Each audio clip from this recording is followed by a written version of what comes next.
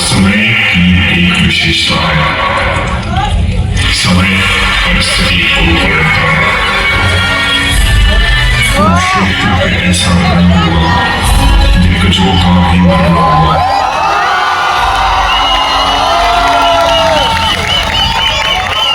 और इस सब की शुरुआत होती है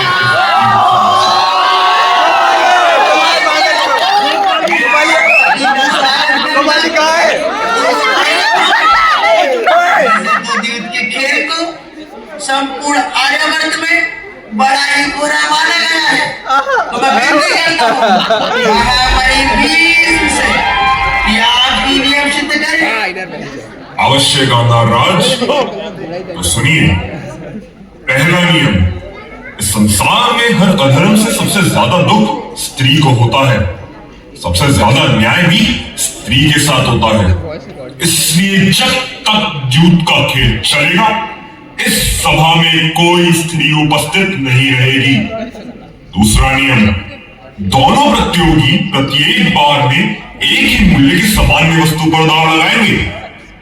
तीसरा नियम, दोनों प्रतियोगी केवल और केवल उसी वस्तु पर दांव लगाएंगे जिस पर उनको अधिकार एवं गर्व दोनों होगा। नियम तो सिद्ध हो गए, तो खेल आरंभ किया जाए सम्राट युधिष्ठिर। अवश्य मामाश्री, शुरू कीजिए। मैं अपनी 1,00,000 स्वर्ण मुद्राएं एवं पिताश्री द्वारा भेंट में दिए गए 5 गांव दांव पर लगाता हूं मामाश्री। तो मैं भी अपनी व्यक्तिगत संपत्ति से सामान्य मूल्य के आभूषण एवं मुद्राएं दांव पर लगाता हूं मामाश्री। सम्राट युधिष्ठिर हो गया है। अभी तो खेल आरंभ नहीं हुआ है मामाश्री। विजय या पराजय, इसका फैसला तो समय ही करेगा। अब मैं अपने प्रिय अनुज विकर्ण को दांव पर लगाऊंगा सम्राट युधिष्ठिर, क्योंकि मुझे विकर्ण पर अधिकार एवं गर्व दोनों है। किस प्रकार का गर्व हो रहा है आपका राज्य सभा में? किसी को भी अपने अनुजों पर गर्व हो सकता है, परंतु अधिकार नहीं। तो फिर एक बात बताइए विदुर जी, आपने भी तो महाराज पांडु का अधिकार अपने ऊपर माना था एवं महाराज धृतराज का भी मानते हैं। ज्येष्ठ, आप मुझे दांव पर लगाएंगे। कहीं अधर्मी ये ना सोचे हम अपने स्वाभिमान से दूर भाग रहे हैं। क्षत्रिय है, हारना स्वीकार है, लेकिन झुकना नहीं। मामाश्री, मुझे अपने अनुजों पर गर्व हो सकता है, परंतु अधिकार नहीं। किसी भी मनुष्य पर अधिकार केवल उनके माता पिता का होता है। मैं इस खेल के अंत की घोषणा करता हूँ। अब मैं इस चौसर के खेल को और नहीं खेल सकता। यदि आप इस खेल को बीच में छोड़ के जाएंगे तो इस युद्ध सभा का अपमान होगा और ये बहुत ही बड़ा अधर्म होगा धर्मराज युधिष्ठिर। प्रिय अनुज नकुल, धर्म की छाया में इस सभा ने मुझे जकड़ लिया है। ये दांव मेरी स्वेच्छा नहीं, विवशता है जो मुझे अपने रक्त को दांव पर लगाने के लिए लाचार कर रहा है। हो सके तो मुझे माफ कर देना। अब तुम मेरे दास हो नकुल, जाओ और उन दासों के साथ जाकर घुटनों पे बैठ जाओ।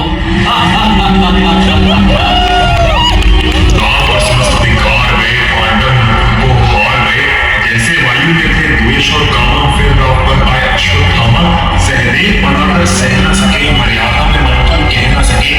स्वयं दांव पर आ गए, आंसू में अधिकार हार गए।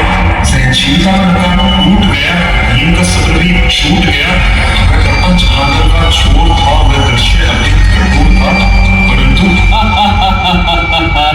बस ये अन्याय है रामराज। इस खेल को यही रद्द कर दिया जाए। कहीं ऐसा अनर्थ न हो जाए इस सभा में तो भीषण विनाश का बीज बने। अन्याय को उस दिन इस सभा में हुआ था अर्जुन। सबके समक्ष क्षत्रियों को निशस्त्र किया गया था। आपको दांव पर लगाता है और इनके परम मित्र है, परंतु एक सूत्र को इस भरी सभा में बिना के ये सब बोलना शोभा नहीं देता। अर्जुन,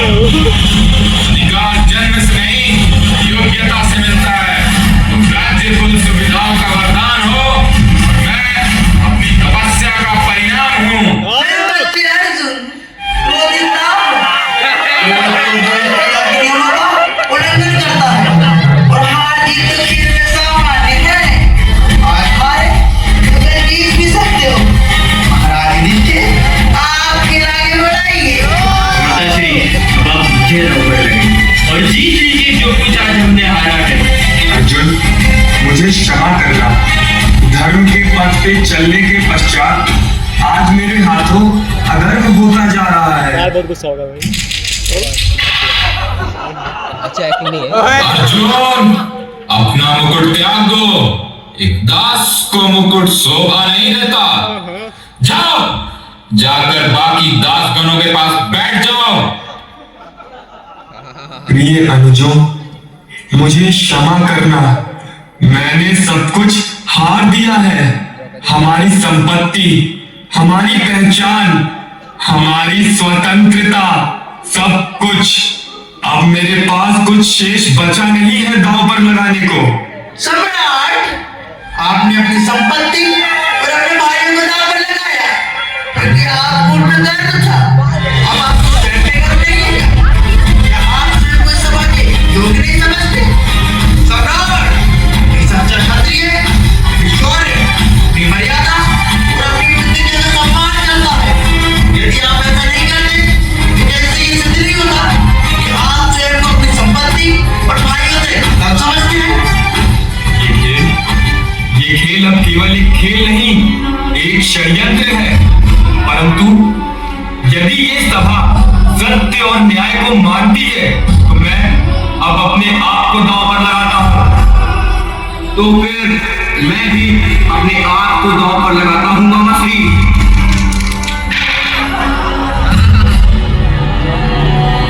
मामाश्री, एक राजा का अधिकार उसकी संपत्ति नहीं, उसका स्वाभिमान होता है। आज ये सभा मुझसे दोनों छीन चुकी है। अब और क्या शेष बचा है मेरे पास दांव पर लगाने को? पांचाली, धर्म और मर्यादा का पालन करो। तुम हद और कर रहे हो।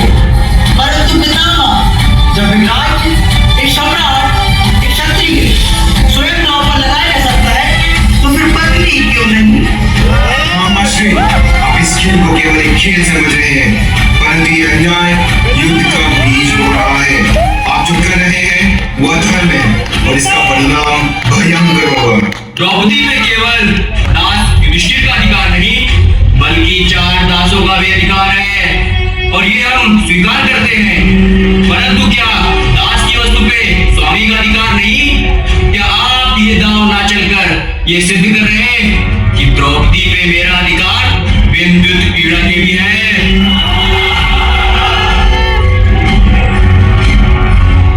दुर्योधन, मैं तुम्हें श्राप देता हूं। ये अपने अंतिम घड़ी में मृत्यु को तरसोगे, परंतु यमराज तुम्हें सरलता से नहीं अपनाएंगे। याद रहे, उस दर्दनाक स्थिति में तुम अपने जीवन में ये हर अन्याय, हर पाप, हर अधर्म का स्मरण करोगे। ये आपके श्राप का कोई मैं नहीं पितामह। दुर्योधन, द्रौपदी कोई वस्तु नहीं जो किसी की संपत्ति बन जाए। वह एक स्वतंत्र नारी, एक राजकुमारी, एक पतिव्रता स्त्री है। तुम्हारी दुष्ट सोच उसकी मर्यादा पर प्रहार कर रही है। अपने स्थान पर बैठो दास युधिष्ठिर। ये तुम्हारे स्वामी का आदेश है। अभी तुम्हें एक आवश्यकता और खेलना है तो बैठो। अब मैं अपनी पत्नी काशी कन्या भानुमति को दांव पर लगाता हूँ मामाश्री, क्योंकि मुझे उस पे अधिकार एवं गर्व दोनों है। जिस मेरे पूर्वाभास को सत्य होने मत दीजिए। आपको अपनी पत्नी पर अधिकार तो है परंतु गर्व नहीं। अवश्य है, गर्व है पांचाली की पवित्रता पर, पांचाली की तपस्या पर, पांचाली के त्याग पर। पांचाली से बढ़कर अन्य कोई सती स्त्री इस सभा में, इस संसार में नहीं है। गांधार राज तो लगाओ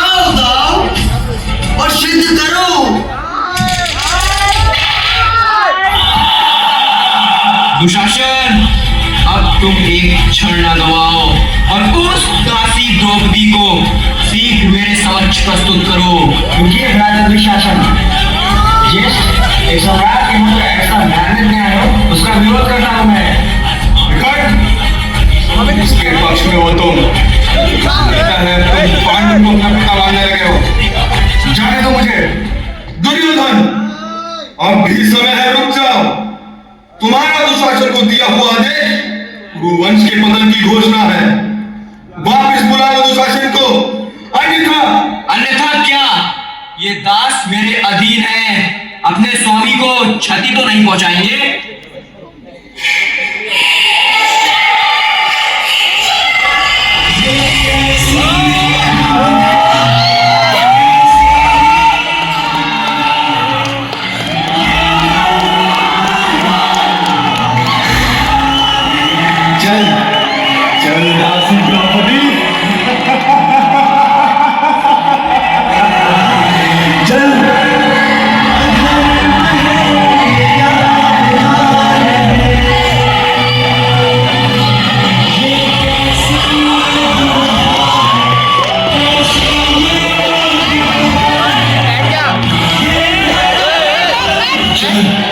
चल, तेरा स्वामी मुझे पुकार रहा है। ओए बैठो यार, बैठो।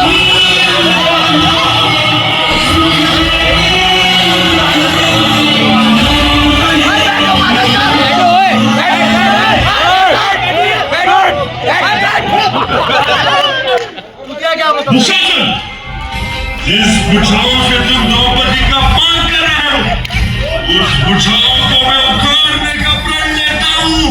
तुम अब एक दासी हो पांचाली और मैं तुम्हारा स्वामी। आओ अपने स्वामी की जंघा पे बैठो। जिस जंघा की तुम बात कर रहे हो, मैं वचन लेता हूं कि उन जंघा को तोड़ दूंगा और तुम्हें ऐसे मृत्यु दूंगा कि विश्व कांप उठे। दुर्योधन, मैं यज्ञ से जन्मी यज्ञ सेनी हूँ। मैं किसी की दासी बनूं, ये मुझे स्वीकार नहीं। पितामह, आप तो स्वयं गंगा के पुत्र हैं। आपकी उपस्थिति में ये किस प्रकार का व्यवहार हो रहा है मेरे साथ? वो भी वो सभा जो मेरे स्वागत सत्कार हेतु जमाई गई थी। देखो देखो इसे, पांचाल की अग्नि कन्या भरी सभा में लाचार खड़ी है। कहाँ है तेरे पांच पतियों का बल, दासी द्रौपदी? दुशासन, जिस प्रकार इंद्रप्रस्थ की सभा में मुझे निशस्त्र किया था, उसी प्रकार इस सभा में इस दासी को निर्वस्त्र कर दो।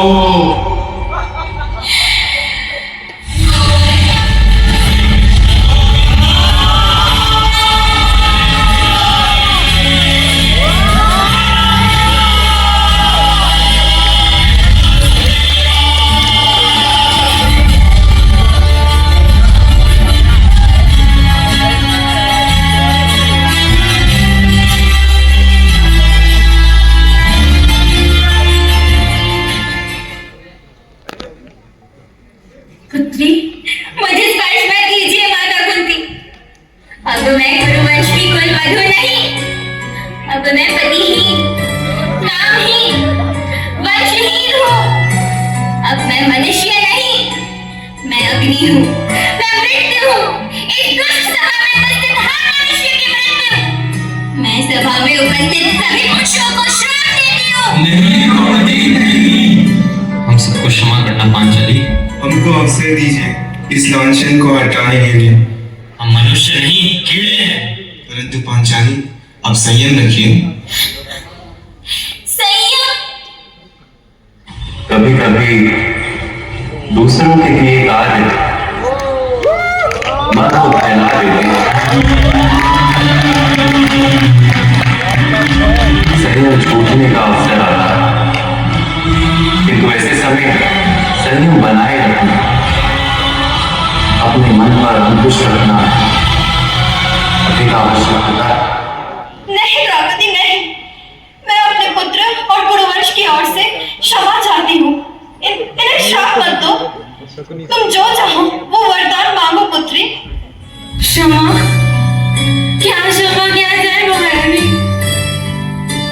सभा में हुआ प्रपंच केवल षड्यंत्र नहीं, घात था, घात। महाराज पांडु का अपने अनुज पे किए गए विश्वास का घात, जिसके दंड गवर्णन गरुड़ पुराण भी करे तो कांप उठे।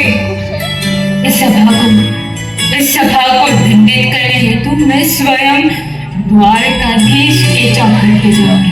कृष्ण तथा बलराम से विनती करूंगी कि वो अपनी नारायणी सेना लेके हस्तिनापुर को पराजित करें, परंतु आपके पुत्रों का संहार ना करें, क्योंकि वो अधिकार केवल और केवल मेरे पुत्रों का है, मेरे पुत्रों का है। नहीं कुंती, यदि मेरे हाथों कुरुवंश क्रांत होगा तो मेरे पूर्वजों को अवगति प्राप्त होगी। मैं अपने पुत्रों की ओर से क्षमा मांगता हूँ। द्रौपदी, तुम्हारा हृदय जैसा चाहे वरदान मांग लो पुत्री। यदि आपके अधिकार में हो तो इस युद्ध सभा के स्मरणों को मिटा दीजिए। किसी वस्तु से मेरी पीड़ा कम नहीं होगी। मानो कि आपके दुख का अंत नहीं हो सकता, लेकिन दुख कम तो हो सकता है। इसीलिए कुछ वरदान मांगकर महाराज पर, इस कायर पुरुषों की सभा पर उपकार करो द्रौपदी। हाँ, मैं ये वरदान मांगती हूँ कि पांडव पुत्रों को स्वतंत्र कर दिया जाए। छल से सभा में उनका बल छीना गया था, वो बल उन्हें लौटा दिया जाए।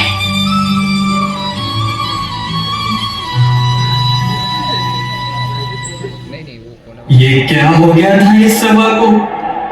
आज ये सभा जिस प्रकार अंधकार में डूब चुकी थी, उसी प्रकार महाराज धृतराष्ट्र और उनके पुत्रों को भी अंधकार में डाल देंगे।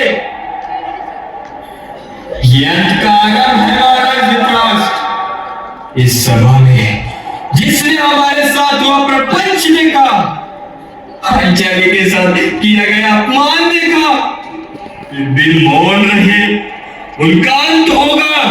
रक्त की धाराएं बहेंगी, कटे मस्तकों का अंबार लगेगा, शिव का रुद्र तांडव होगा, महासंग्राम